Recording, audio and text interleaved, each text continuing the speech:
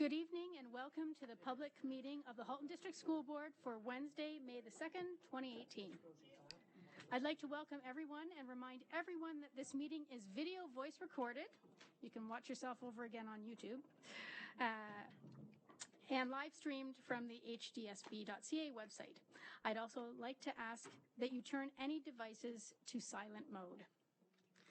So this evening, Trustee Graves sends her regrets, as well as Trustee Metropolitansky. It's great to see you, Trustee Mansour. And we have a few superintendents that are doing some mentoring work, and we're wishing them well in what they're doing.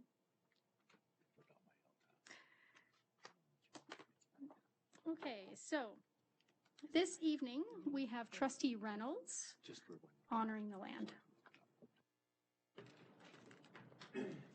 Halton, as we know it today, is rich in history and modern traditions of many First Nations and the Métis.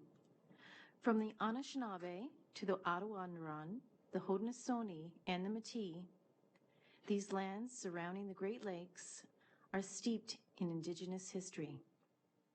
As we gather today on these treaty lands, we have the responsibility to honor and respect the four directions: land, waters, plants, animals, ancestors that walked before us, and all the wonderful elements of creation that exist. We would like to acknowledge and thank the Mississaugas of the New Credit First Nation for sharing their traditional territory with us. Thank you very much. Are there any declarations of possible conflict of interest? Seeing none, could I have a motion to approve the agenda? Trustee Collard, seconded by Trustee Pappen. Are there any? I'll put that to the speakers. Okay, are there any questions or comments about the agenda at all? Seeing none.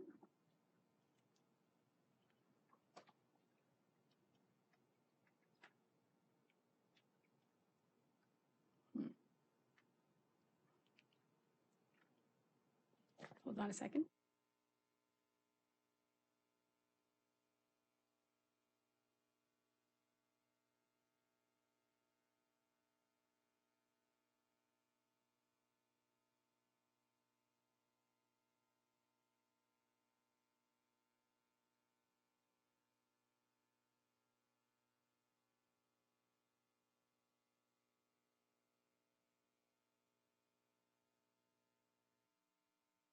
All those in favor?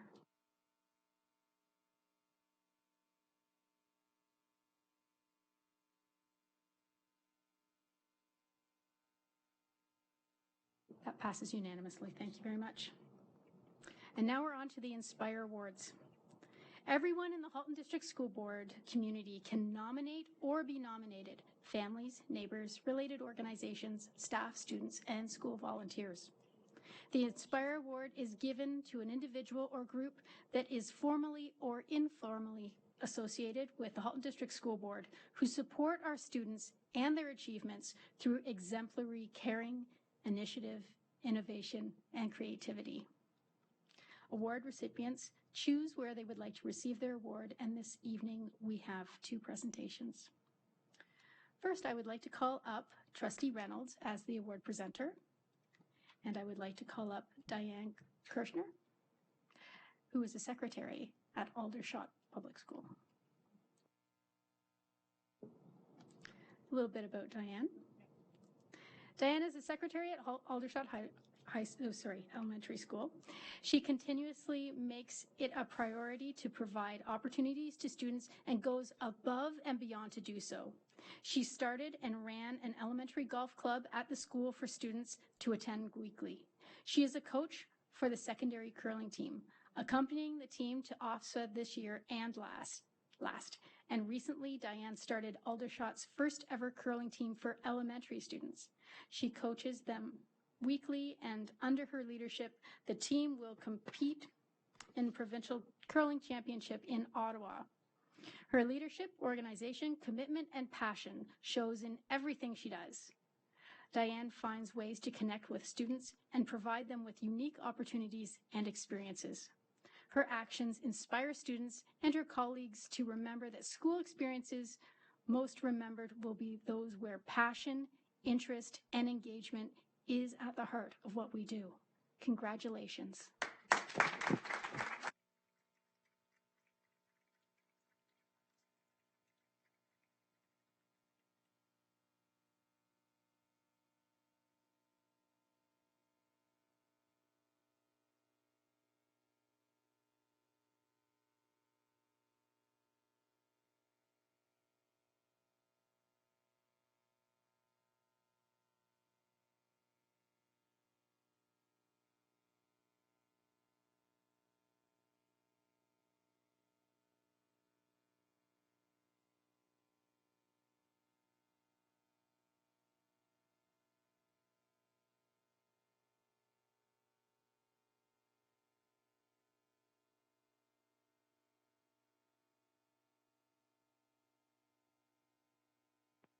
Loud enough, boys. Okay. I am very honored and humbled to receive this recognition. Thank you to Beth and Maria for their ongoing support, allowing me the opportunity to tap into my passions for sports, students, and coaching. When you give, you receive. I am grateful for the many wonderful moments that I receive from the students. It has helped me a great deal in my own healing journey. Mitch Albom is a very favorite author of mine, and he once said, "Devote yourself to your community around you. Devote yourself to creating something that gives you purpose and meaning." And a favorite line of mine is, "Be strong. You never know who you are inspiring." So thank you.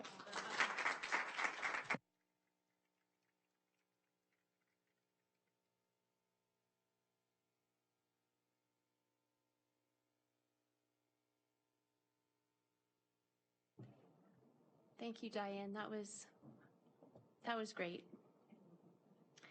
So now I'd like to call up Lisa Klimkowski, a teacher at Florence Mears Public School. Come on up, Lisa. And Chair Gerbentz. Welcome. Lisa is a teacher at Florence Mears Public School. In her classroom, Lisa creates an environment where student success and growth is continuously encouraged, nurtured, and developed. She implements strategies and tools catered to each individual student's needs. She encourages students to become positive role models in their community and to get involved in school activities to discover a sense of belonging and purpose. That's absolutely critical for each student. Lisa believes in her students and their potential and creates strategies to enhance those potentials. She's created a positive, engaging, safe, trusting, and inclusive environment where students can succeed and parents can see their progress in their children. And that's really great. And on behalf of all of us, congratulations and thank you.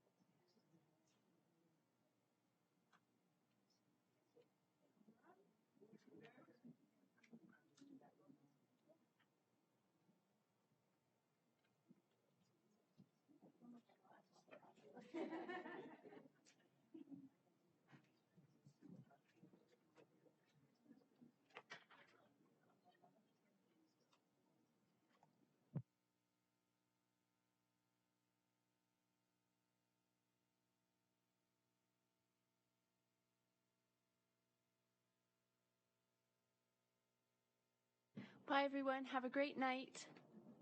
Remember to check it out on YouTube.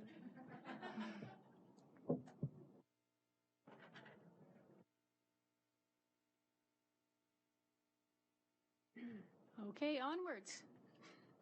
We have no delegations or presentations this evening. And so now we're up to our consent agenda items.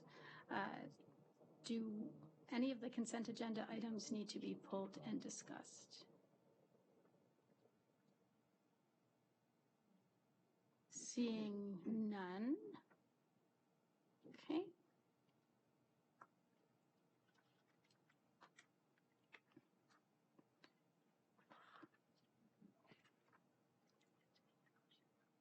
Oh, yes. May I have a motion to approve the consent agenda items, please? Trustee Collard, seconded by Trustee Amos. Thank you very much. I'm assuming there's no more questions that came up, and so we're, if you'd please vote.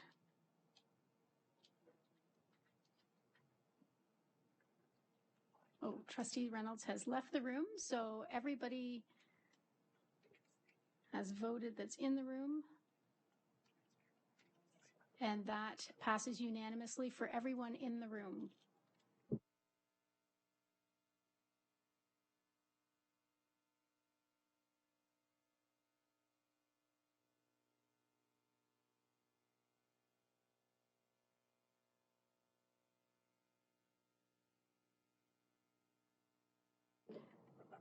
Okay, so now we are up to ratification action items.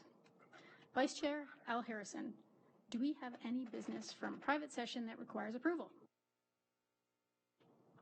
Yes, Madam Chair, we do. We have two motions that I'll bring forward. M180092, be it resolved that the Halton District School Board approve the appointment of Spark Rock as the successful proponent for the implementation of the Human Resources Payroll Information System, and that the appropriate signing authorities be authorized to execute all documents required to complete the transaction, and that the Halton District School Board ratify all motions from private session regarding the implementation of the Spark Rock system as outlined in Private Session Report 18076, and I so move. And that is seconded by Trustee Harvey Hope. Is there any discussion? Trustee Harvey Hope. Thank you. I just wanted to reiterate, and for public knowledge, that this is a very good move. We are going to be finding some efficiencies on having software that will be useful on both sides of HR and also integrate with our accounting system. We will also be bringing payroll back in-house and saving money that way. And so this is a motion to approve funds so that it can be done appropriately, properly, and efficiently with the appropriate staffing. So I just wanted to confirm my support for this. And we also discussed this at the audit committee. And so we also had approval at that level as well. Thank you. Great, thank you very much. There are no more speakers on the list, so no. Okay, all those in favor?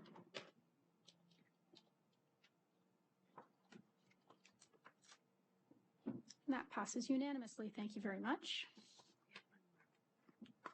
Go ahead, Vice Chair Al Harrison. Thanks very much. We do have one more motion. M180093, be it resolved that the Halton District School Board approve the resolutions from private session May 2nd, 2018, respecting property matters, and I so move. May I have a seconder? Trustee Amos, thank you very much. Is there any discussion on this? I'm assuming that was from seeing none. Okay. Oh, I'd like to, it was already seconded.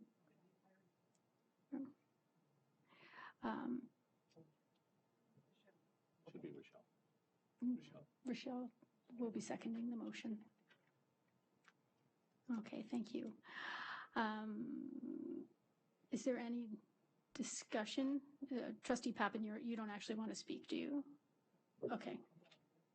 Yeah, I'll just reset that. Anybody else like to speak on the motion? Seeing none? Okay.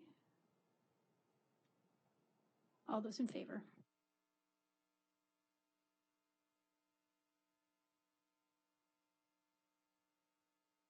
That passes unanimously. Thank you very much. We have no action items for this evening.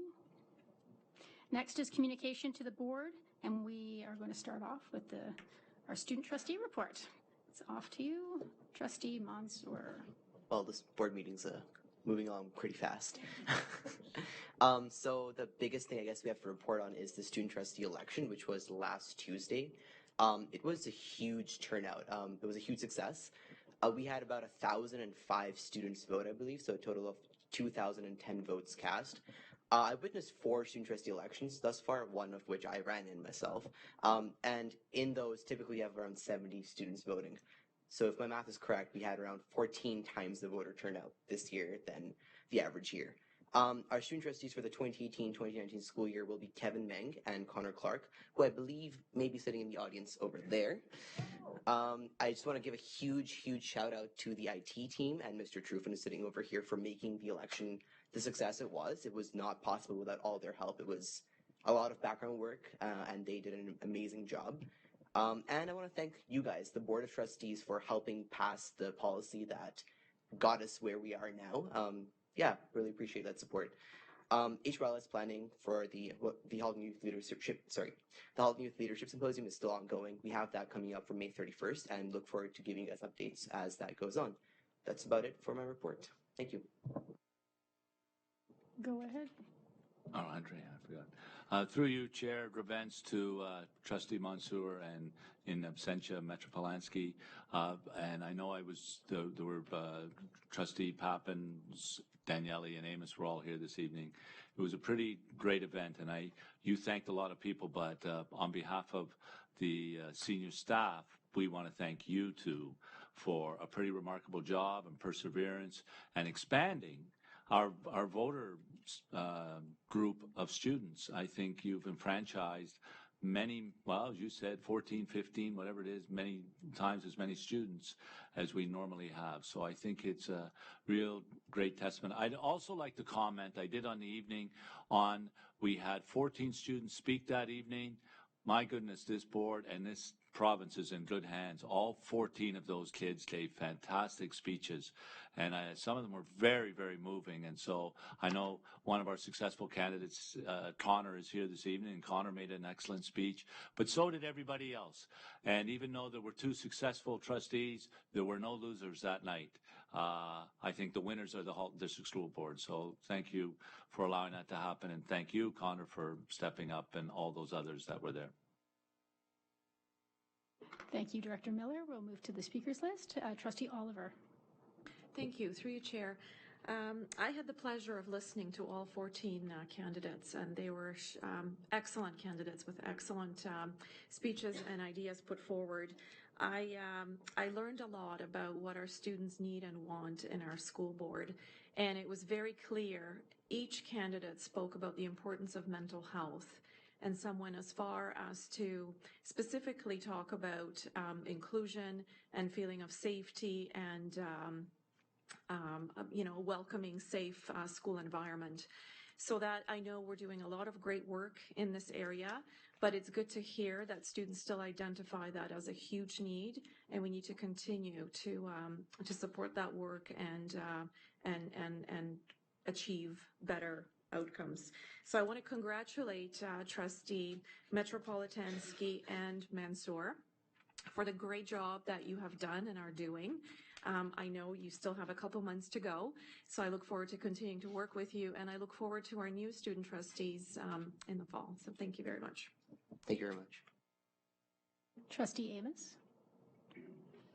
I just wanted to add my voice of congratulations to Trustees Mansour and Metropolansky, because they did a lot of hard work to get us to that evening.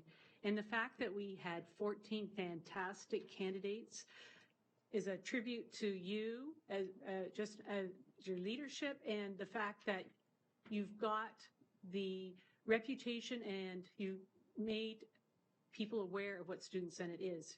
You wouldn't have candidates if they didn't want to fill your shoes. So I just like to say that you've done an amazing job and you have dragged us into the 21st century with the voting.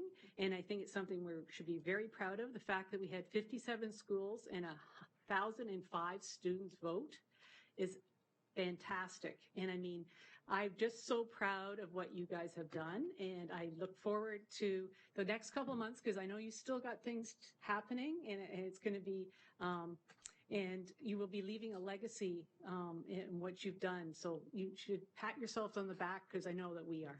Congratulations. Thank you so much. Trustee Daniele? Thank you. Kelly beat me to it and said quite a bit of what I was going to say. Just many congratulations. You had a vision. You never lost sight of your vision.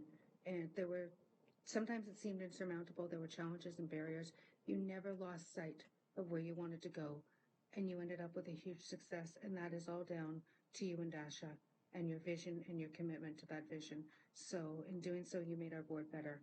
And I thank you for that. And also a huge shout out to Superintendent Truffin's team who were there that night and doing something that had not been done before to be able to live stream. And as Kelly said, have 57 schools respond and over 1,000 students vote. That was nothing short of amazing. So it was a truly inspiring evening and kudos to all of you involved. Trustee Collard? Thank you. Yes, I also wanted to congratulate you on the success of the online voting.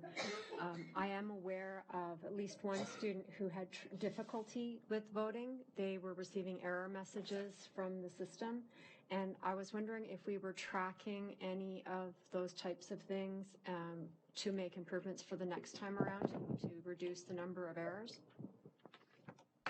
Sure, through the chair to Trustee Collard and the rest of the trustees, and actually to Trustee Mansour, because I don't think I've given you an update on what happened.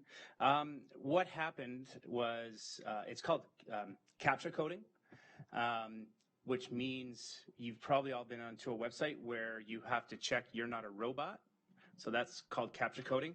And our two developers, the day of the election, wanted to make sure, they wanted to put in an additional layer of security so there was an attack on the election process, so they put in some CAPTCHA coding. And in talking to the developers, once they announced the election, there was an error in the CAPTCHA coding. I can tell you that once they started the election, there wasn't a single person who was able to vote. So there was a delay. So I'd rather call it a delay in the voting. Not a single person voted before the election was back up. So they worked frantically in the back room, and they realized right away it was the CAPTCHA coding that was causing this error. And I believe it was 11 minutes delay. However, Trustee Mansour and Trustee Metropolitansky gave an additional 15 minutes to allow to vote. So if anybody had trouble voting, we weren't aware of that because there was, from our understanding, 100% success rate once they took the CAPTCHA coding out of their program. Trustee Mansour wanted to say one. I just wanted to add to that. Yeah, the response, your IT team actually made us aware of all that within 2 minutes of the error happening. So we did know that this is what happened, and the response was phenomenal. We sent out an email saying responding to all those questions we had about why voting wasn't working, and your team's response and getting that up and running was incredibly fast. So again, a huge shout out to the IT team for that. Trustee Collard? Thank you very much. Now I understand what happened. Were voters getting a message after a successful vote saying that their vote had been successful?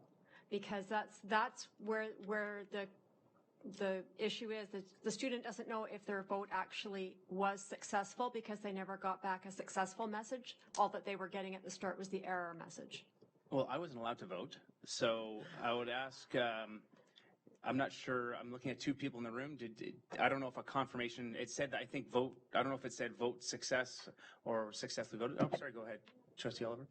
So the student in my house voted, and at first, he received an error message, and I thought that was just the volume of voting happening online. So we waited a bit. He submitted again and got the success achieved or something, but it said successful. Yeah. Thank you. Thank you very much. You're welcome. Trustee Gray. Thank you very much through the chair. I could echo really the compliments that have been forwarded tonight to Trustee Mansour. I would echo everything that's been said.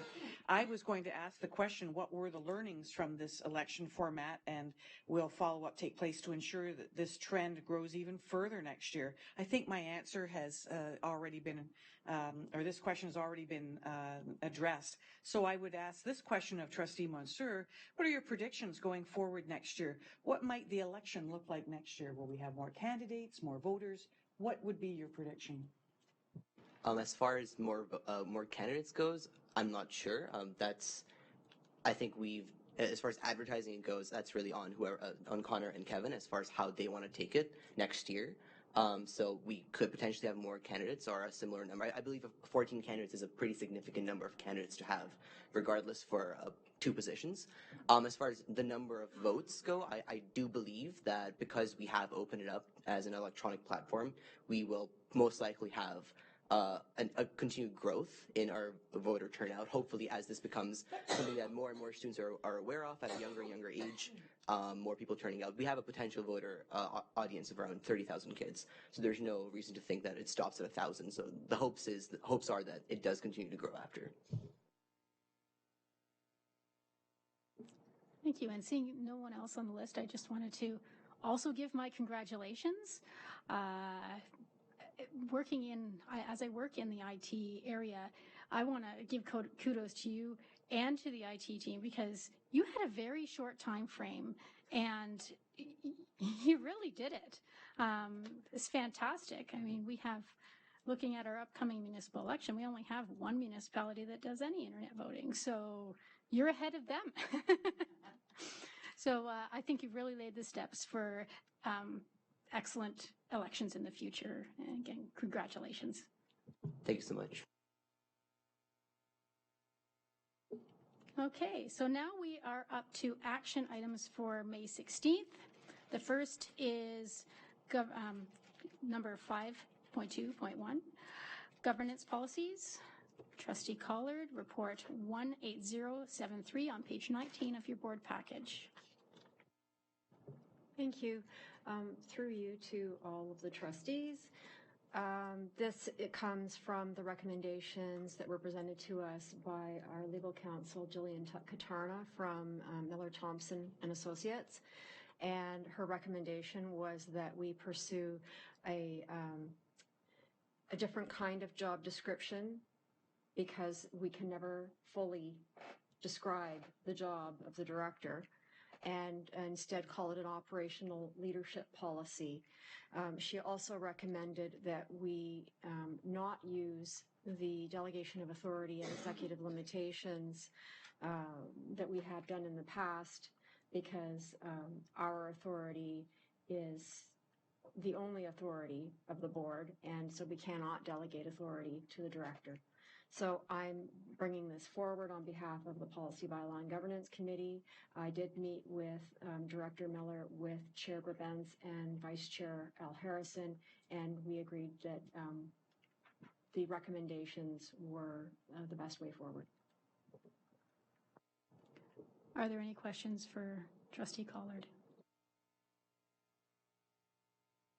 Seeing none, so we'll see this again on the 16th. Okay, the next one is also Trustee Collard, number 522, Policy Framework, Report 18074 on page 21 of your board package. And again, it was our legal counsel, Jillian Katarna, who came and spoke with us that same evening about our policy framework policy, and having an appropriate numbering format for the policies so that we could track them better.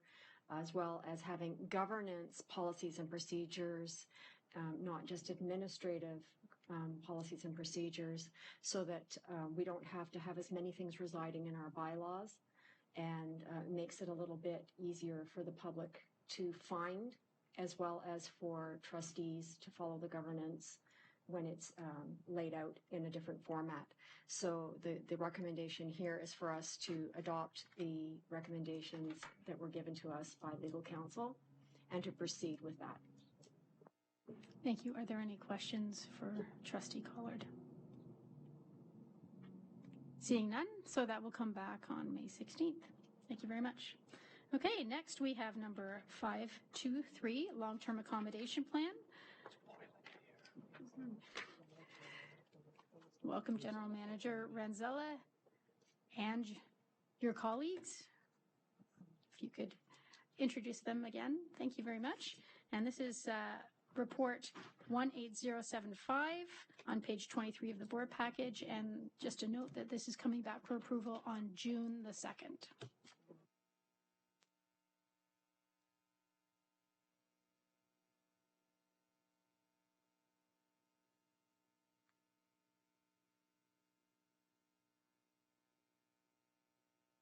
Go ahead. Thank you. Again, I want to introduce my senior planners. To my left is Lorene Choi. Lorene is senior planner for Oakville and Halton Hills. And to my right is Michelle Tagar. Michelle is our senior planner for Burlington and Milton. And they had a significant role in preparing the long-term accommodation plan, especially in terms of the enrollment projections and identifying all the data requirements in the document. Again, this year, it's our 2017-2018 LTAP. We have, again, for the consumption of the public out there, I know many of you are aware of this, we typically have, we've done and developed an updated LTAP every year. This year's LTAP provides projections from 2018 to 2027 for all elementary and secondary schools in the region. The LTAP identifies new capital project initiatives to 2021, 2022, which typically is the timeframe in which the province or the Ministry of Education has requested capital requests. School boundary review initiatives are identified, and review areas that are facing enrollment pressures and decline. Again, this is our new model, and we endeavor to update and improve upon it based on our review, as well as feedback from trustees and the community. And we've updated the LTAP in terms of including an expanded glossary of terms. We've updated regional and municipal profiles, especially looking at what's been happening in terms of new development areas. We've identified the employable skills certificate, community skills certificate, and specialist high skills major programs by municipalities. We've added a grade, October 31st grade breakdown for each municipality to kind of give you a sense of what's happening in those communities. These secondary review area pages have been redesigned to include more detailed data within the tables and charts for historical and projected enrollment comparisons. Again, to the best of our abilities, we've improved the visual readability of the document. And what we've done this year, and I alluded to it last week at Committee of the Whole, is that we've now confirmed we've included additional development growth. In the past, we've only included development growth that is where we've received applications from local municipalities. This year, we've expanded that to include any additional intensification and confirmed development resulting from new secondary plans where no plans of subdivision have come in. What goes into long-term planning? Well, enrollment forecasts include, of course, new residential development where we generate use pupil yields to determine how many students are coming out of that new development. We look at program delivery, English, stream, French immersion stream. We look at the existing school capacities. We've developed planning review areas. We've looked at the utilization of pupil places in all the schools, the OTG. It also includes site sizes, portable capacities, and timing of capital projects. When we consider enrollment projections, there's a number of factors that are reviewed and updated annually. The timing of new residential development, which is very important in terms of type of units, and the timing of when those units are coming along. And staff always has ongoing discussions with the developers and local municipalities to gauge as to what their timing is. We look at historical regional birth data. We, again, continue to monitor on an annual basis pupil yield rates of school-age children for each housing type. So that's from low single-family density type homes up to the high-density type condo developments. We look at historical progression factors and what's happening on a year-to-year basis from within our schools in terms of progressing from into an F5 program, and from grade 8 to grade 9. And we also assess how many students are coming in from other publicly funded and private schools as well. And again, enrollment from English language program, French immersion and special education program placements are also part of the enrollment projections. School utilization, trying to understand the existing future school utilization is key to the development. There's factors that may impact on the school utilization, although in some cases, as you can see in the LTAP, we have situations where we may currently have a school that is identified as overcapacity, but it actually isn't. And that, again, factors in on a number of areas. Their class sizes, their primary class distribution. There's split classes, spec ed programs. We also look at the capacity of portable classrooms on site. And there's also other Ministry of Ed initiatives that may come along that impact on our school utilization. The study area is region-wide, of course, and we've broken it down by elementary and secondary review areas. And we've looked at all the accommodation needs in all those review areas. Again, the need to build new schools focuses on the capacity and enrollment growth and projected utilization within these review areas. And of course, we look at what's happening in adjacent review areas to consider, whether there is any additional opportunities for accommodating students if there's some overcapacity. CPP, big thing. We had our annual meeting last year, attended by the City of Burlington, Halton Region, Burlington Public Library, and some community and private organizations.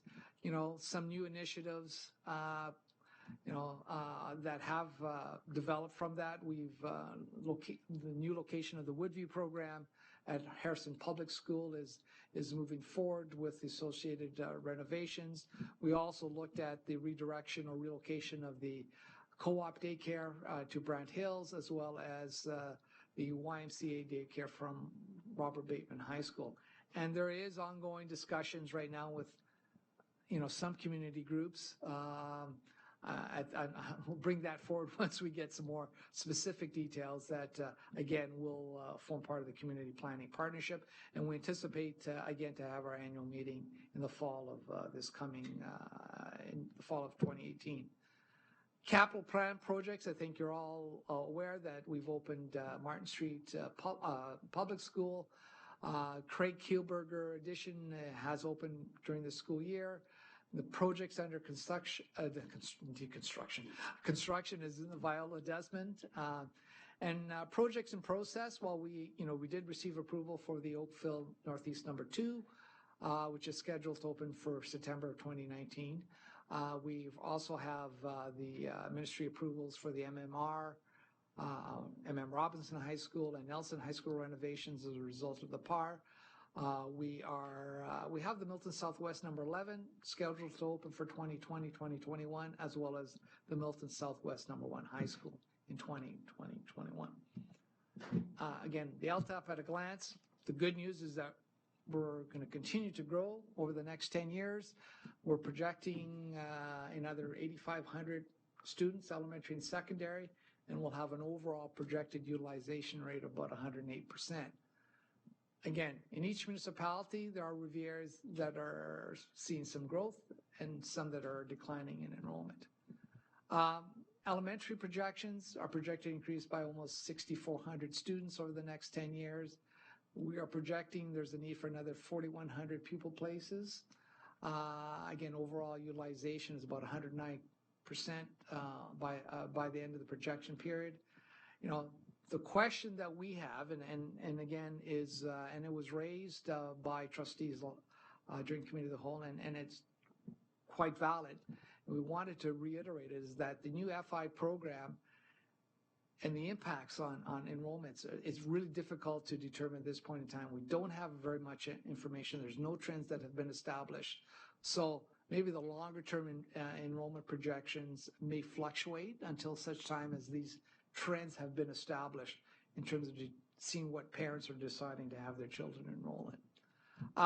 Elementary projections for Burlington, we're seeing a decline in enrollment in mature neighborhoods, and we will see an overall underutilization of space and potentially up to 2,200 empty elementary pupil places by 2027. But again, overall, we'll have a utilization of 84%. You know, not 100%, but 84%. And again, there's a number of ERAs that will remain or drop below 80% utilization over the next 10 years. They're identified there. The only area that is going to remain over 100% is the ERA 109, which is the Halton community. Oakville will have a shortfall of about 413 pupil places by 2027, with an overall utilization rate of 103%. And again, a lot of the shortfall is a result of seeing growth in North Oakville.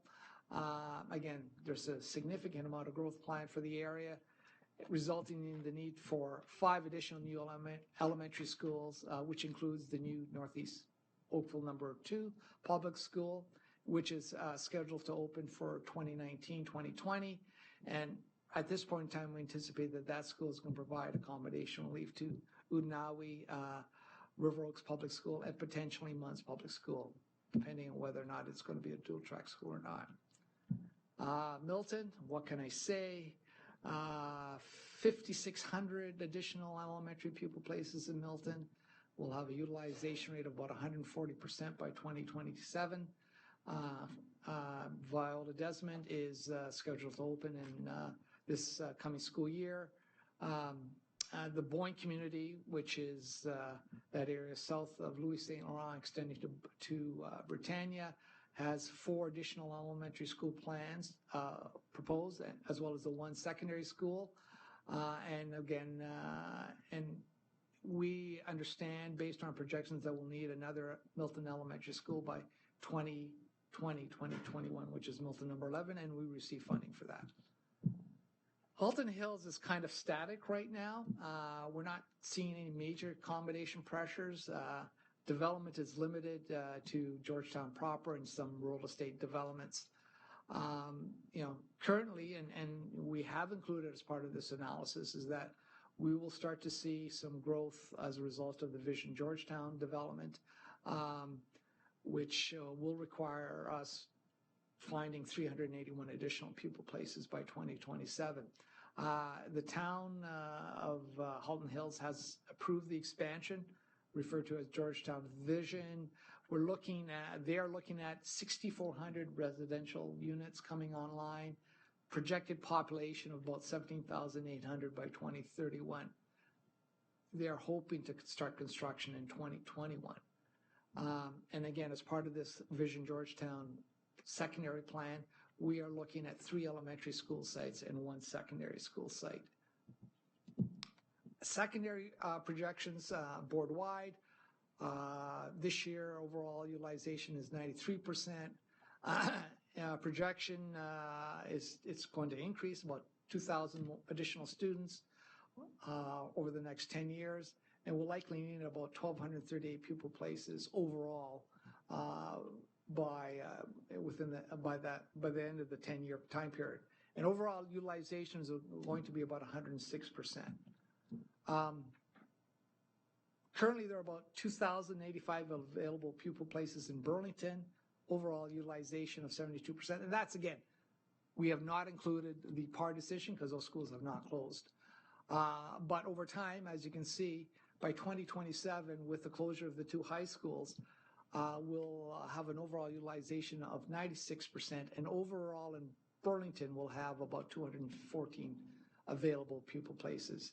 And everybody is aware of the impending closures of Pearson and Robert Bateman. Oakville, we're going to see an increase in enrollments over the next 10 years, and we're looking at an additional 584 pupil places to be needed by 2027 overall in Oakville, and the utilization rate will be around 111%. It will increase to about 118% over that 10-year time by 2021, 2022. And most of the additional pupil places will be required for North Oakville, where we have two secondary schools identified. And students from this North Oakville area are currently being accommodated at White Oaks Secondary School. And our projections indicate that there is a need because of the growth of pressures, primarily in the North Oakville schools, i.e. White Oaks, Iroquois Ridge, Garth Webb, Abbey Park, that we will require a new high school by 2021, 2022, again, subject to ministry funding and the site acquisition. And we expect that that new high school will provide accommodation relief to White Oaks Secondary School especially. Milton, again, continued growth. We are looking at a shortfall of about another 1,000 pupil places. That includes the development of Milton. So above and beyond the new high school going in, we'll need another 1,000 pupil places.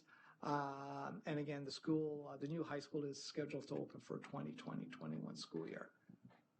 Halton Hills, as I mentioned previously, pretty static, but based on projections, we will need about 161 additional pupil places by 2020-27. And the utilization overall in Halton Hills will be 93%. Again, we have identified a secondary school site in Vision Georgetown at this time. And in anticipation that that community will require, and South Georgetown will require another high school because Georgetown is district high school, has limited capacity for any additional growth beyond its building because of the site size and opportunity to place portables. Moving forward, we're looking at for this fall, a bound review for Oakville Northeast number 2 because of the scheduled opening for next September. For the fall of 2019, the Milton Southwest number 11 boundary review, which is scheduled to open the following year. And we're looking at starting the Southwest number 1. Oh, geez, something happened. The Southwest number 1 high school in the spring of 2019. Again, the reason for that, is that we want to initiate that process and have it done before new registrations for the new high school started in late fall of 2019, so students know where they're going, rather than typically having it come in place before February of 2020. Boundary reviews to be considered. This is not absolute. As trustees are aware, we do have to bring a report to the board in September to identify other boundary reviews. The board staff has identified that in ERA 102 in Burlington, we have an issue with an imbalance in enrollments. We have John T. Tuck with 10 portables on site, and a number of other schools in the area, including Ryerson and Tecumseh, that are significantly under-enrolled. As well, Alton Village Public School, we are seeing it's going to reach total capacity, both in terms of portables and the building itself. And there should be some consideration of redirecting some infill developments in the community, i.e. that is some high density and some townhouses in the Thomas Alton Boulevard area, as well as the Valero Road development to schools south of Dundas Street, as well as we have not identified the Evergreen community at this point in time as a designated school site. ERA 111, that's Samuel Curtis Estates. Again, I just wanted to reemphasize that those students are currently going to Burlington schools, and they should be considered moving those students or redirecting those students to Oakville elementary schools. And again, similar with the SRA 102, that area is currently going to Burlington secondary schools versus Oakville Secondary School. Again, we will be bringing back a report in September where we would request direction from trustees to move forward with these boundary reviews. Capital initiatives, we talked about briefly. Oakville Northeast Number 1 High School for 2021-22. Oakville Southwest Number 1, it's still out there. That's to be determined. That's again conditioned upon program and accommodation review, if that is going to happen. And we're also looking at another high school, elementary school in Oakville, which is Northeast Number 3. From a capital priority submission, typically the ministry asks for this capital priority submission in June, July. And typically the approvals come in late fall, early winter. It is our understanding that these decisions will be deferred depending on the provincial election. So, if there is a new government, I would strongly feel that any capital priorities may be deferred until such time we don't know. But we know that the current process will not be released for this coming year. Next steps, again, subsequent to tonight's meeting, we'll be posting the PowerPoint presentations and detailing the LTAP on the board website. We'll be seeking, most importantly, public feedback. We'll be putting notices in the local papers, email, center voice, press releases, requesting the public to provide feedback by May 23rd. That's almost 3 weeks. And we hope to bring back a report to the board. I thought it was June 6th. Is it June 2nd? June 2nd, when the feedback has been collected and summarized. So the first meeting in June. And once the trustees have approved the LTAP, we'll be forwarding them to the Ministry of Ed and all entities identified in the community planning partnerships, notification lists, and to advise them of where there may be opportunities for community partnerships. June the 6th. Yeah, somebody had mentioned June 2nd. I thought it was June. Okay. Wow. So anyways, again, thank you very much. I hope I wasn't too long. Staff is here. We're here to answer any other questions that you may have. Thank you. There is a small speakers list at this point. So, Trustee Oliver. Through you, Chair. I know at our last week's program and accommodation session of the Committee of the Whole, praises were shared, but I wanted to do this publicly. And thank you, Michelle and Lorraine, for a great job on this report. I know it's a lot of work, a lot of detail, a lot of tedious work, but it's an excellent report that truly helps and supports our planning all the way from the municipal down to the school level, and provides us with any kind of heads up about pressures or where boundary reviews may be required. So thank you so much. Great job. And I look forward to looking how things change over time. Thanks. Trustee Collard. Thank you. Through you to the presenters. As you know, I'm going to be a little bit concerned about ERA 103. My first question is regarding the Appleby Go Mobility Hub, and whether or not we anticipate any students coming from that hub when it is developed, because that would benefit the schools in that area significantly.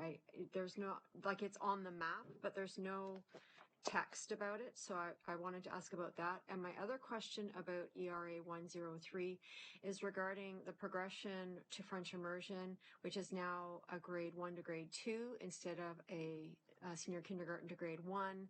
And because of the lack of historical data, we don't really know what the trending is going to be. But given the trend that we have this year, it's not looking very good for Pineland.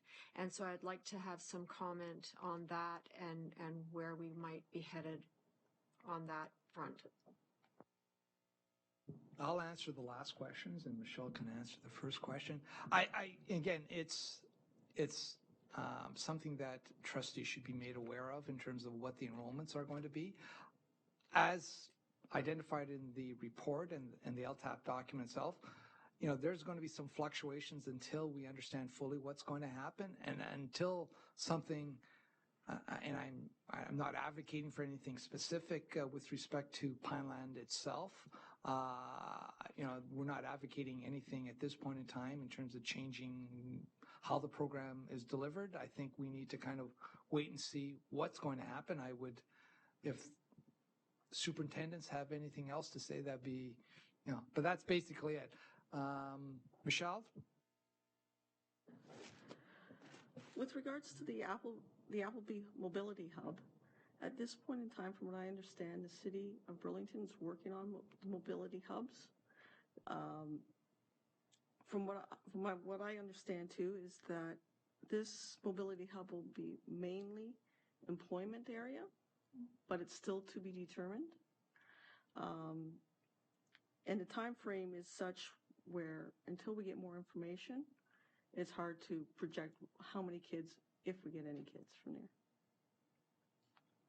Thank you very much. Are there other speakers on the list, Chair Gerbens? Oh, okay.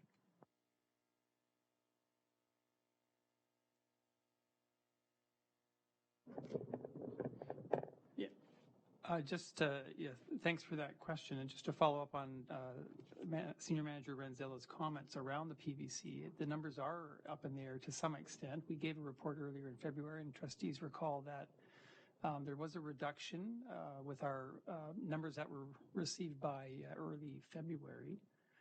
From traditionally the last 3 or 4 years, it was about a 36 or 37% uptake, and it's moved to 30%.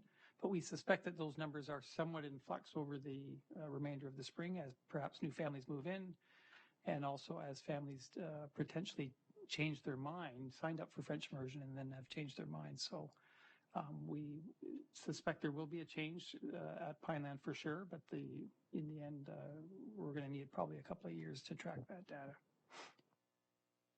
Thank you. Am I the only one on the speakers list? Okay, I'll go back on then. Through you, Chair Gerbens, in part to answer your question, Trustee Collard, there's no plans to initiate anything at Pineland until we've been able to watch the trends for at least a couple or more years. Vice Chair Al Harrison. Thank you very much. Through you, Madam Chair.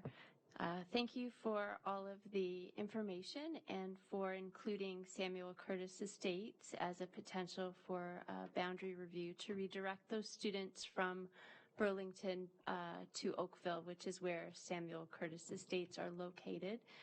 Over the last year or so, year and a half, I would say, I have had a number of inquiries from families who are looking for that movement to take place. So I've let them know and encouraged them to provide input to the process as we move forward.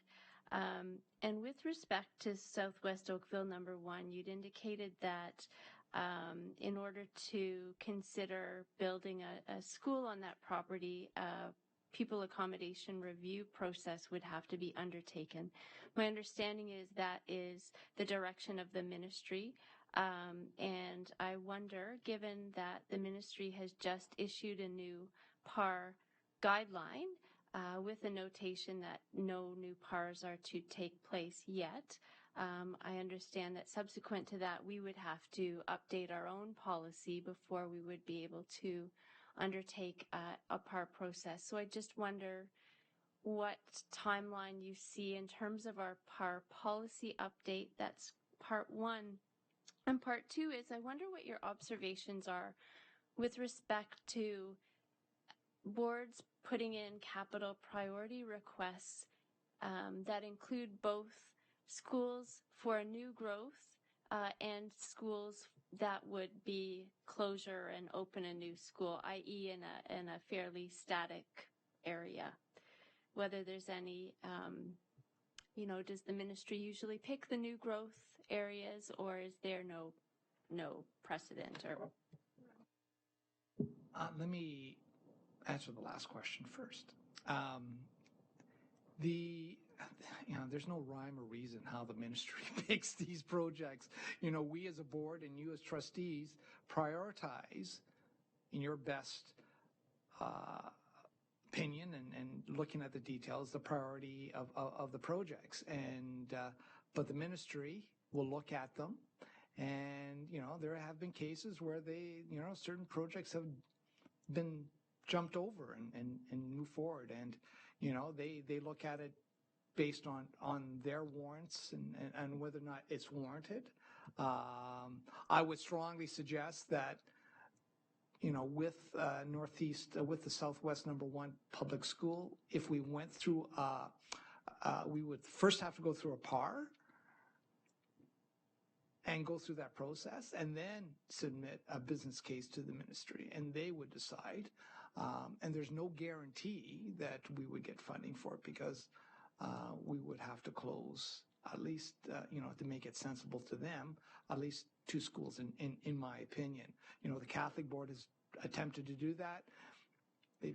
They've had some success and some not so successful options. So that's, my opinion.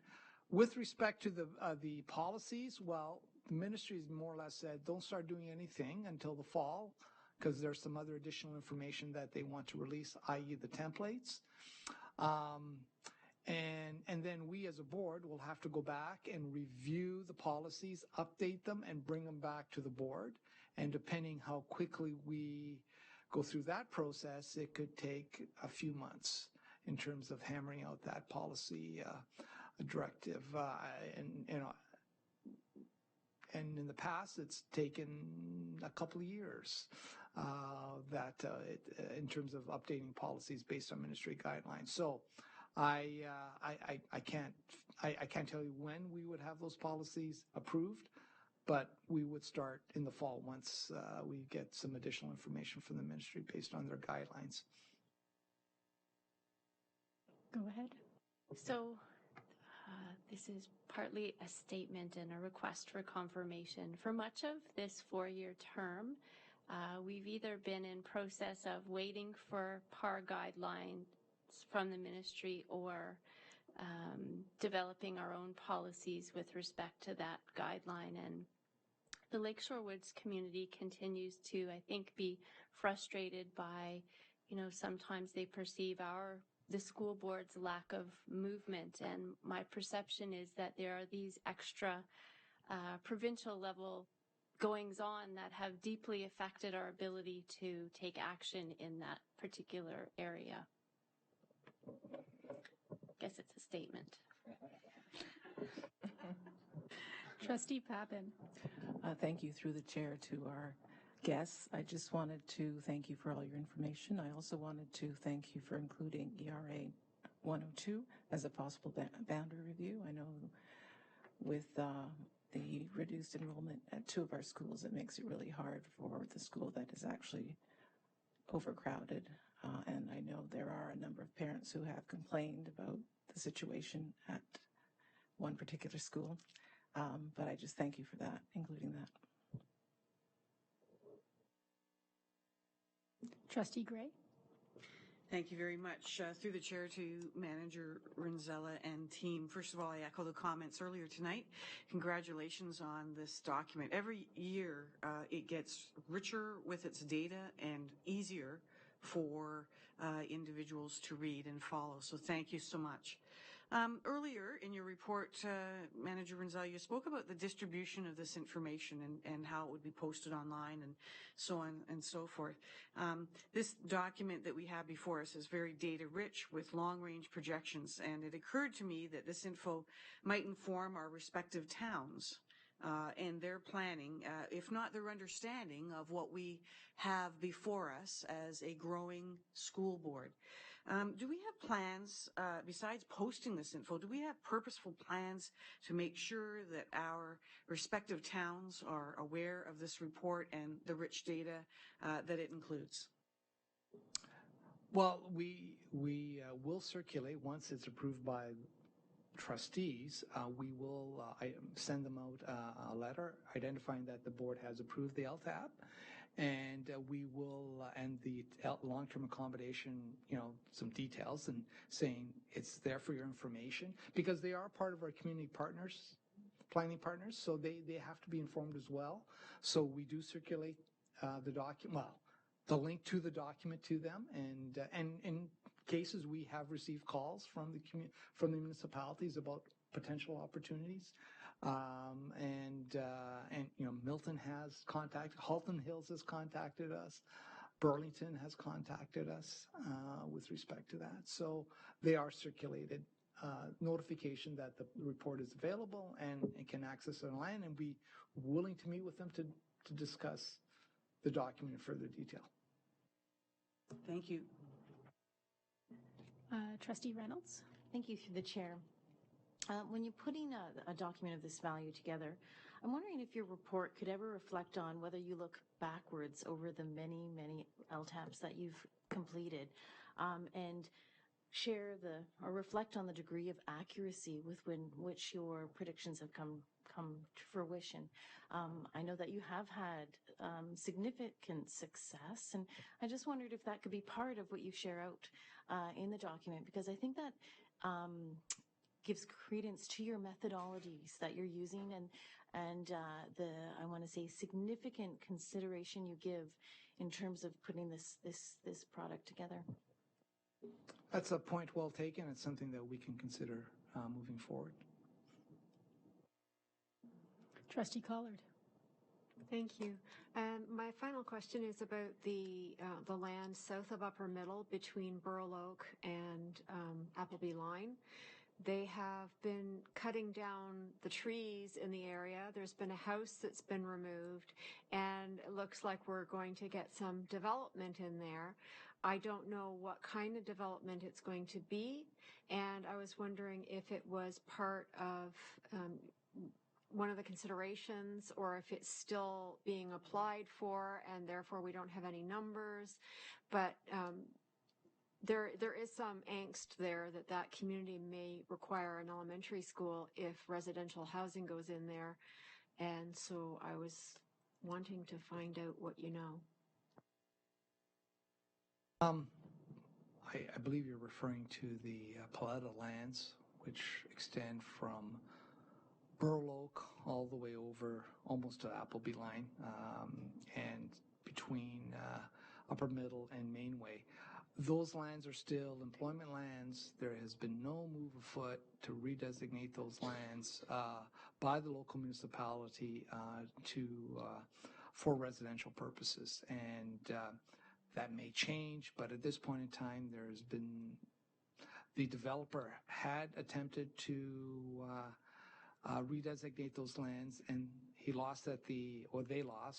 developer lost at the Intermunicipal Board at the time. He, in fact, took it further to judicial review and has lost there as well. So generally speaking, it's more or less status quo, and there is no residential development in that large swath of land that has been approved by the city of Burlington. Thank you for confirming that. Okay, seeing no more speakers on the speakers list, thank you very much for your time and your great report. And we will see you again June the 6th.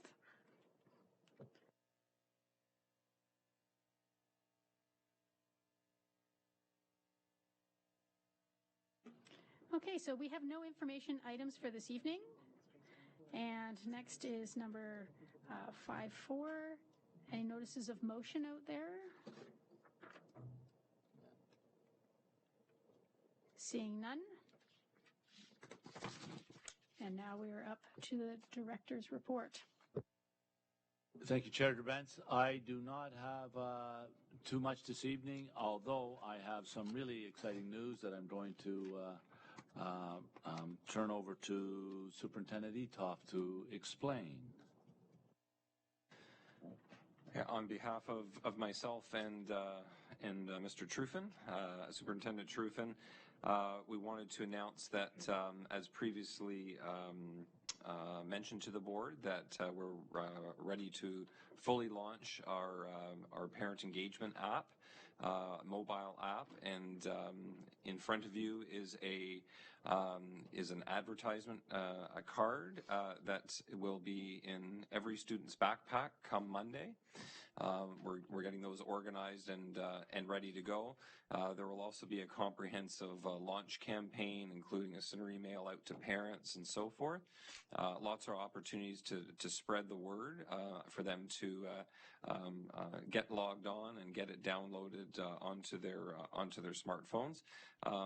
This will all be taking place next week, which of course is Education Week, and of course we've aligned our timing appropriately as we see parents as critical partners in the education process, and anything we can do to help better engage with them and better to inform them and align them with appropriate resources, then we're certainly hoping that this technology will allow us to do that.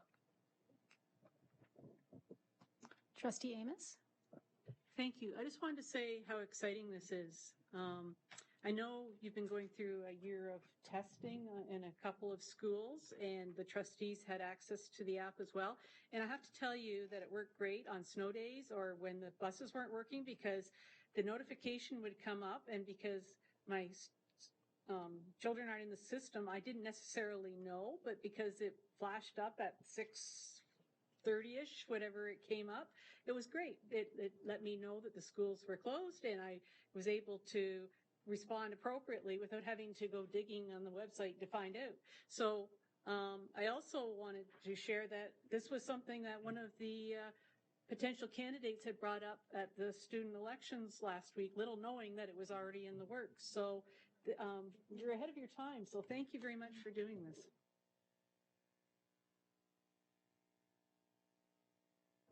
Great. I use it all the time, actually. Oh, Director Miller, go ahead. Very quickly, thanks to the Board of Trustees, a couple of years ago on a budget, you approved the addition of a, shall we call, webmaster to the board. And this is a direct product of the work of the person who works on our website and so on. So I do want to, an unsung hero that doesn't get a lot of recognition, Caroline Brown worked extremely hard on this, and you've seen the results. So well done, Caroline. And I have one more thing for Director's Report. And one more item for Director's Report. This was just announced today. The Prime Minister's Office has announced today the recipients of the Certificates of Achievement for Teaching Excellence, and one of our elementary school teachers has been recognized as a 2018 recipient. Certificate of Achievement by Charlotte Travis, a teacher of grades 4 and 5, Language, Art, Math, Science, Social Studies, and the Arts at Bruce T. Lindley Public School. The comment made with her certificate is, rooting her practice in inquiry-based learning, the veteran educator gets her students outside to explore the natural world. With check-in circles, students discuss accountability and responsibility, well-being, and justice. Well done, Charlotte. You made us all proud. And that's the end of my report.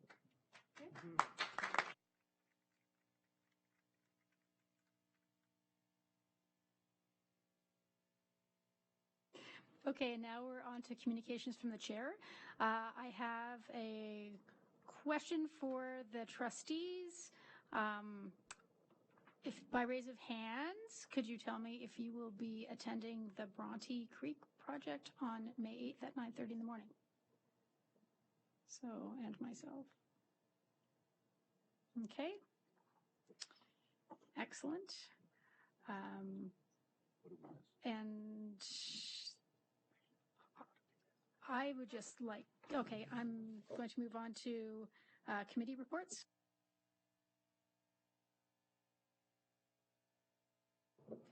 Trustee Amos. Thank you. So last week we had a meeting of the old Fix the Finances, now called Fair Funding for Students Committee. And so trustees are aware, there will be something coming to the board with the action plan at the next board meeting. A report will be shared, and then for approval at the June 6th board meeting. And also, one of the things discussed was about how to share some of the issues that were brought up through this fair funding flyer that we've created. And one of the things we'd like to do is I would like to make a motion to waive the rules and ask the chair if she could write a letter to the university women's clubs in each of our municipalities, as they are all holding a Meet the Candidates night, and so that we could ask if we could ask a couples, or at least one specific education-based question as part of their evening. Do I have a seconder for that motion? Trustee Reynolds? Okay. That's for waiving the rules. Okay, hold on a second.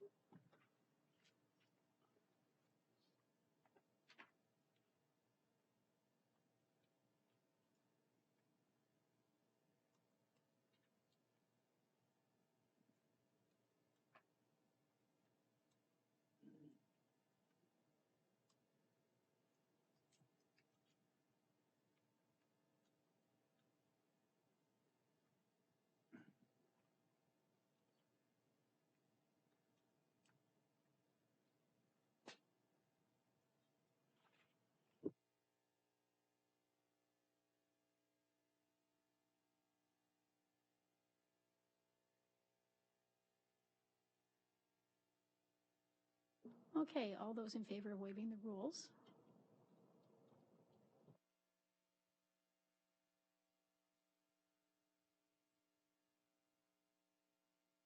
That passes unanimously. Thank you very much. Okay, so we have a motion for the chair to write a letter to the University Women's Associations.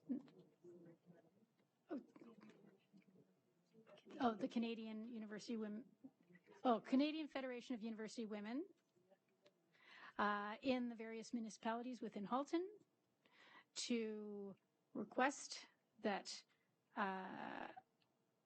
we submit some questions for their candidate, meet the candidate evenings or debates. Okay, so that was moved by Trustee Amos, seconded by Trustee Reynolds. And is there any debate or discussion? Hold on a second. I'll clear the speakers list from the last. Okay, you're going to have to put yourself back on because people were talking about other things. Trustee Daniele. Thank you very much. I would suggest that if we make such a request, that we make sure that we have a trustee in attendance at every single one of those, because it's a very different message to say, could you please do that? And then say, could you please do that, actually show up to support their event.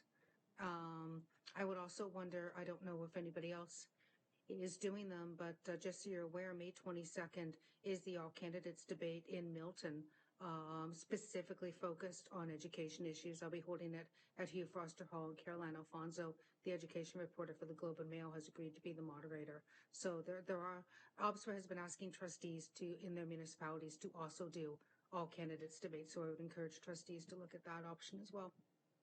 I'll be supporting this. It's just I think we can do this bigger and better. Thank you, Trustee Amos. We did discuss that. We knew OPSPA had set out a day, but we didn't feel that necessarily would be covered in each municipality because there are 5 different areas with North Oakville, Burlington, and Burlington and Oakville and Halton Hills and Milton. So we weren't sure they would all get covered. So we thought this was another avenue. And so if we have some of the ones such as you have already organized, then that's awesome. But this way we'll cover some of the other areas as well. Okay, seeing no more speakers. Or did you want to? Okay. Trustee Harvey Hope. Thank you. Most clubs go by CFUW. They don't use the full name, so just so that, and the CFUW Oakville, if you need the contact information, I know I'm still a member of that particular group, and I also have contacts with the Milton group through there as well. And the advocacy groups within each one of those clubs will pick up on topics.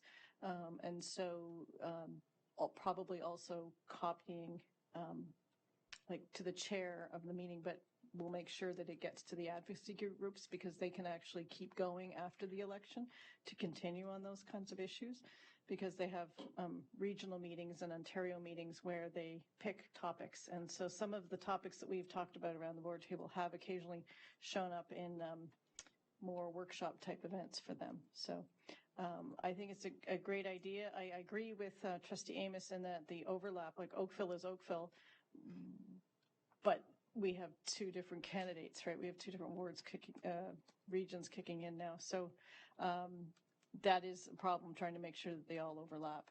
So it's a good idea. Okay, now I see no more speakers. Okay, so all those in favor.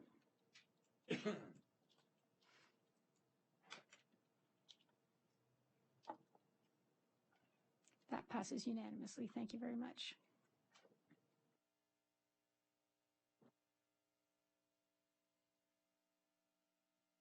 Okay, now we're back to more committee reports, if there are any. Thank you.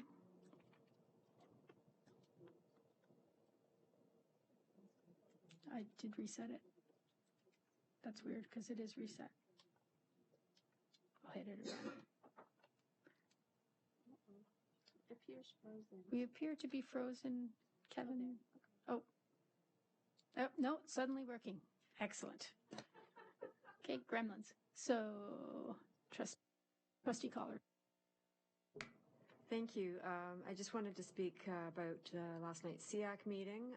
We reviewed the final 4 of the 8 recommendations from the Spec Ed review. We discussed them in table groups at the back of the gallery and had some really great ideas come out of that. And we also had discussion of student voice at SEAC. The vice chair of SEAC presented a draft report, and we had some really good discussion about that and how to bring student voice to the SEAC table. So really good progress made there. Thank you, Trustee Gray. Thank you very much. I have 2 quick comments. If I may make a comment about the SEAC meeting last night, there was a member of the SEAC committee who at the end of the evening talked to us about, because we spent some time on the transition piece in terms of Lester B. Pearson to M.M. Robinson, and this candidate from the SEAC committee spoke about a recent incident where the students at Lester B. Pearson were invited to the dance at M.M. Robinson, and she said that her son walked into the school and there was a young man from M.M. Robinson there who held his arms out and said, "Are you from the school coming in?" And he said, "Yes." And he said, "Well, welcome. We're so happy to have you." And that parent, it was just such a genuine, non-solicited comment at the end of the evening. I think it bodes well for and is a reflection of all the wonderful work that's happening through the transition committee under Superintendent Blackwell. And I just thought I wanted to share that.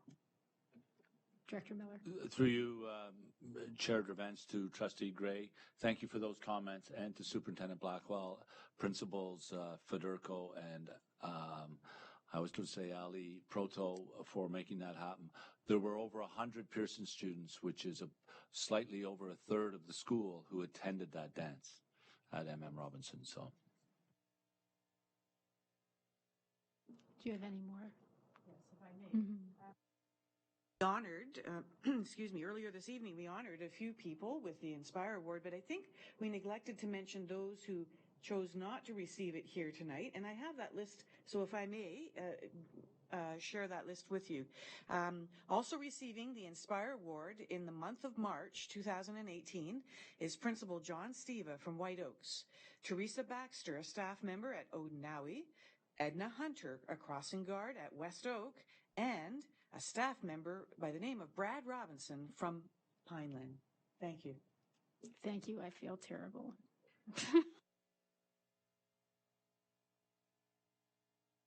Okay, Vice Chair Al Harrison. Thank you very much. I just wanted to bring everybody's attention to Committee of the Whole next Wednesday, and the topics are 4 new administrative procedures on prevalent medical conditions, those being diabetes, anaphylaxis, seizures, asthma, and plus a statement on Rowan's Law. We'll have another budget session. We will talk about fair finances. And then lastly, bylaw revision discussion in advance of sending materials to the parliamentarians. So that'll be a great discussion. And if there's anything else, this is a shout out to all committee chairs and others. If there are other urgent topics, please let me know. Thanks.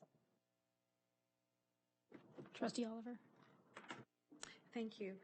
So we know that the Special Education Review Committee has, the Phase 2 has wrapped up, and I attended the SEAC meeting last night. It was great to see SEAC members deliberate around the recommendations and what needs to be considered for the implementation of each. So I was very happy to see that and have that input.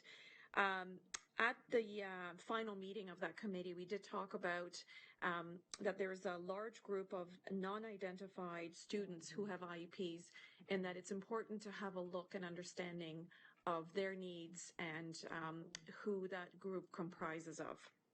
So if I was to put in a plug for continuing, that would be kind of a Phase 3 for consideration. And secondly, at the Mental Health Steering Committee, we are working on a multi-year plan, some strategic directions and action items for that committee to consider when looking at the school environment, staff, and students.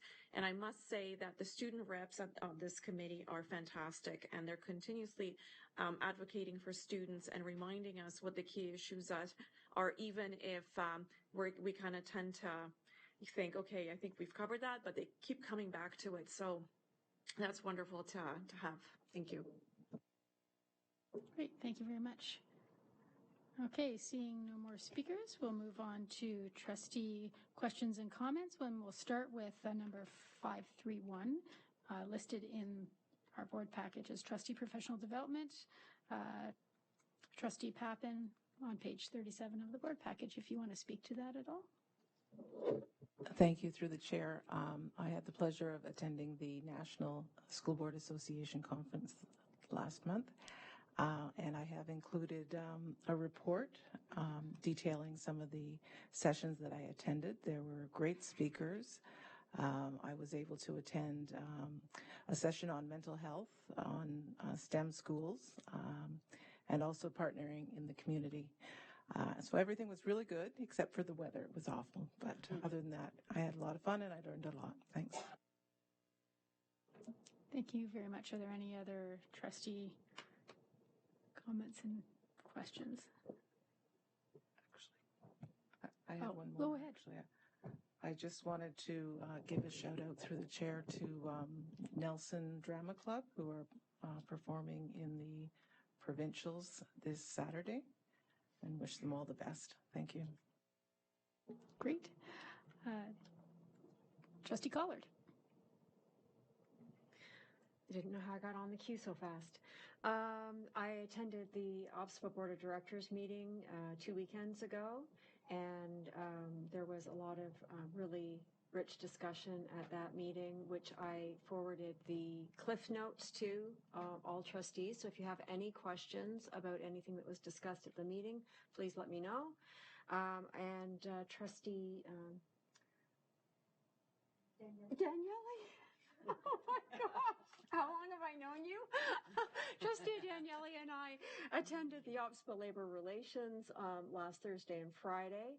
Again, there was an amazing amount of information. The presenters were awesome, and I will be preparing a report with Trustee Daniele to bring to the next board meeting. Excellent, thank you. Trustee Daniele. Thank you.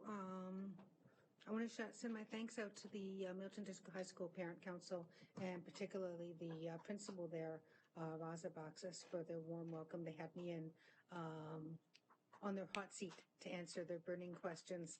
And it's anytime you're invited into a school, it's always a wonderful experience, and I appreciated that very much. I would like to remind trustees that the OPSPA AGM is coming up. We are now in the month of May. It is this month. It is at the end of May. I recognize some of you may not be able to go to attend because I know there's a lot going on that weekend with the Pearson closing.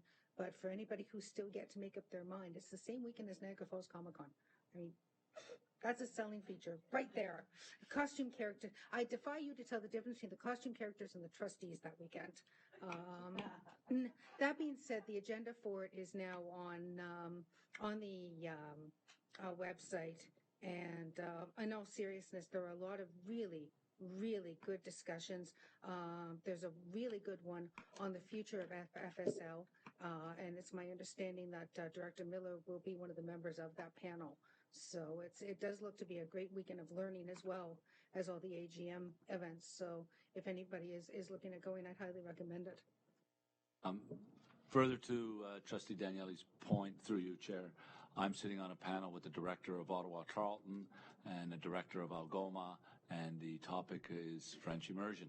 So, and it will be introduced by Judith Nyman, who will be giving the results of a survey and some work that they have done around recruitment of French immersion teachers. So, and I may be dressed up. I don't know. Vice Chair Al Harrison. I don't know how to follow that up, but thanks very much. Through you, Madam Chair. And following up from Trustee Daniele about going into schools, I had the pleasure of helping the Oakwood Salad Bar team this last week, and they're just a great bunch of dedicated people that feed students breakfast and lunch many days of the week. And they're doing some homegrown sprouts and sourcing local foods, and it was a really great experience. I look forward to helping out again in a week or so. Item number 2, as we mentioned during the LTAP conversation, the ministry has released their updated pupil accommodation review guideline, and I just wanted to, I'm not sure to what end, but express my extreme frustration, I guess, that some of the bigger items that were problematic for us and other boards were not considered in that rewrite. So I feel worried for boards that will have to utilize that process going forward, since some of the problematic items have not changed. Okay, and lastly, I think you're supposed to package the bad news with good news on either side. So the sandwich. On May 14th, we'll be having our second Family of Schools meeting in Southwest Oakville. It's a great opportunity to get everybody together, and we're just going to share experiences and plan for the future. Rock Your Locks will be going ahead in the fall again. That's an initiative to bring people together to donate hair en masse. And last time it took place, there were over 100 donors. So they're gearing up again as a community for that. And me too. Thanks. Trustee Harvey Hope. Thank you. I just wanted to say thank you to all of the volunteers, teachers, supervisors, parents, the community members that are all involved in the robotics. I follow an awful lot of teams over the last 7 years, anybody that has anything to do with Halton. So all of our teams that are in the schools, plus our community team, and to be honest, St. Mildred's as well. They're in Oakville, and a few others, Holy Trinity and a couple others. And everybody was, on social media talking about how they were having a really good time at the ones that got to go to the championships in Detroit, and a few of our politicians popped over the border to have picture ops, etc. So they looked like they were having a lot of fun and enjoying STEM and making sure that they got a lot of stuff done. So I know how much work goes into it, and I know how many of our staff just put so many hours into it, and it just means so much to everybody. So I just wanted to say thank you, especially on the heels of Volunteer Week. I was going beyond doing 3 days down in Detroit. So thank you very much. I just want to point out that we had 2 Halton District School Board teams down at Worlds in Detroit. It was Georgetown District High School, Revolt Robotics, and Robinson Rambotics, and they made it to the quarterfinals in their division, so they did extremely well. So congratulations to everybody. Okay, Trustee Amos. Thank you. I just wanted to share a brag about a couple of my schools, and there may be some other schools that had results as well, but I don't know them. The end of April in Atlanta was the DECA competition, and I know that White Oak Secondary School and Iroquois Ridge were 2 of the schools that competed, but there were 19,000 global competitors, including China, Guatemala, Spain, India, and Ireland. And all 20 of the White Oaks competitors advanced to the final round. All received multiple medals, including 4 in the top 10 and 2 in the top 3. Iroquois Ridge also had 2 in the top 10. I'd just like to congratulate them. That's quite a significant achievement. And to be there with that many different competitors from around the world, it just goes to show the quality of the students that we have here in Halton. I also would like to share that the mock jury, which our student trustee is the president of at White Oaks, also won the Halton finals with Iroquois Ridge second, who are going on to the provincial finals. So congratulations to them as well. Some great things happening in our schools. Vice Chair Al Harrison. Thank you. Sorry, I forgot to mention, through you, Madam Chair, I forgot to mention something just with respect to the PAR. And that is, I suppose it's a question. In the minister's letter, there were 3 opportunities for consultation identified, 2 committees, and I think it's 3 committees. And my question is to the director whether you know how selection for those committees happen. Is it worthwhile for us to stick up our hands, or is there some other selection process? Through you, Chair Drabens, to Trustee Al Harrison, Vice Chair Al Harrison. I don't know how they're selecting them. I know that many of the different representatives will be asked to provide representatives like OPSPA, P-Code, all those organizations. But I can certainly find that out for you and put that in an email to trustees to find out exactly how they're being selected. Trustee Harvey Holm. It's all right. I forgot why I originally put my hand up, so I did remember. So this coming Monday is Music Monday, and I happened across some information somewhere in my perusing of things. And so I went to the website and I listened to the anthem for this year, and it's quite intriguing. It has a lot of different sounds in it and different instruments. And so I was curious to know if any of the superintendents know of their schools that are doing anything interesting. And so if they don't off the top of their heads, perhaps next time around we could have some information shared with us. I know a couple of years ago, particularly when Commander Hatfield had his song in there, we had a lot of take up, but it ebbs and flows during the years depending on whether the music teachers like the song for the year. But they also say just to do things during Music Week. So I personally am attending a school concert on Monday, and a couple others, if I can squeeze them all in next week. But if there's any particular things, I'd like to know about them as well. Through your Chair Grabants to Trustee Harvey Hope, Associate Director Bogue will put it on the school ops agenda, and that gives them a bit of time to get some information. I know it's Monday, but we can at least get you the information as to what happened. Trustee Reynolds. Thank you through the chair. I guess I should give you a little update on what's going on in Aldershot and downtown Burlington. I had the privilege of attending the iSTEM think tank last Thursday. It was held at the Mercedes-Benz facility, and a shout out to them. They provided that beautiful, outstanding venue to us. I just wanted to report to trustees that the development of the new innovative program at Aldershot is well in hand.